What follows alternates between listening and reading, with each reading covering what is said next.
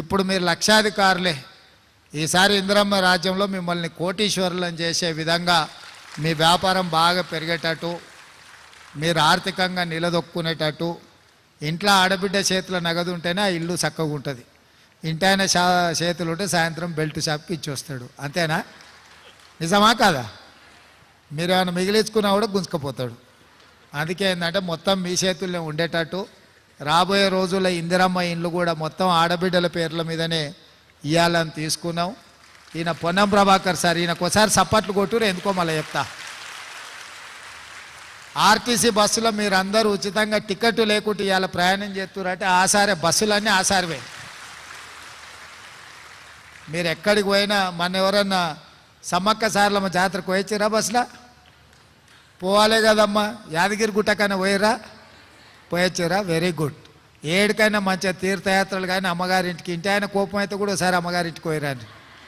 వండి పెట్టేటోళ్ళు లేకపోతే ఆయనకు తెలుస్తుంది. అప్పుడు చెప్పపెట్టకుంటే బస్ ఎక్కువ, కిరాయి పైసలు కూడా అక్కర్లేదు.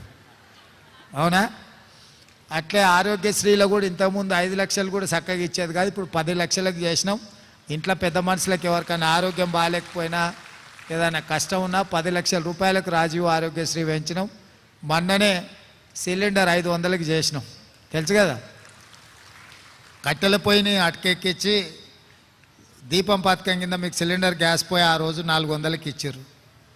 కేసీఆర్ సారు మోడీ సార్ కలిసి 1200 చేశారు. కానీ మళ్ళీ సోనియా ఆడబిడ్డలకు కష్టం రావద్దని 500కే సిలిండర్ మీకు ఇచ్చేటట్టు చేసినాం. సిలిండర్ పథకం కూడా అమలైంది. అదేవిధంగా 200 యూనిట్లు వాడుకునే వాళ్ళకి అందరి ఇళ్ళకు కూడా ఉచితంగా కరెంటు ఇస్తున్నాం. మీరు కరెంటు బిల్లు కట్టాల్సిన పని లేదు. ఫ్యాన్ వేయాలన్నా, లైట్ వేయాలన్నా, టీవీ పెట్టుకోవాలన్నా మీటర్ దిక్కు చూసే పని లేదు. మంచిగా టీవీ సంతోషంగా చూసుకోరు. కరెంటు బిల్లు పెరిగిందా తగ్గిందా ఏం చింత చేయాల్సిన పని లేదు.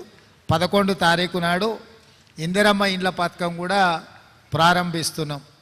ఈరోజు ఆర్టీసీ బస్సులో 24 కోట్ల మంది మహిళలు ఉచితంగా ప్రయాణం చేసిండ్రు ఇప్పటి వరకు 3 నెలల.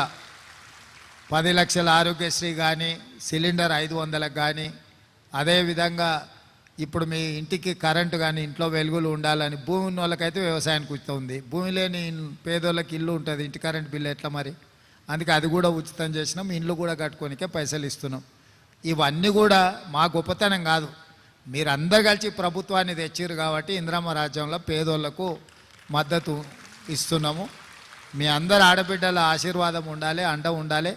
ఇంకా మంచి మంచి పనులు చేసి భవిష్యత్తులో 10 ఏళ్ళ మధ్యలో మిమ్మల్ని అడిగిన వాళ్ళే లేరు. నిజమా? అవునా కాదా?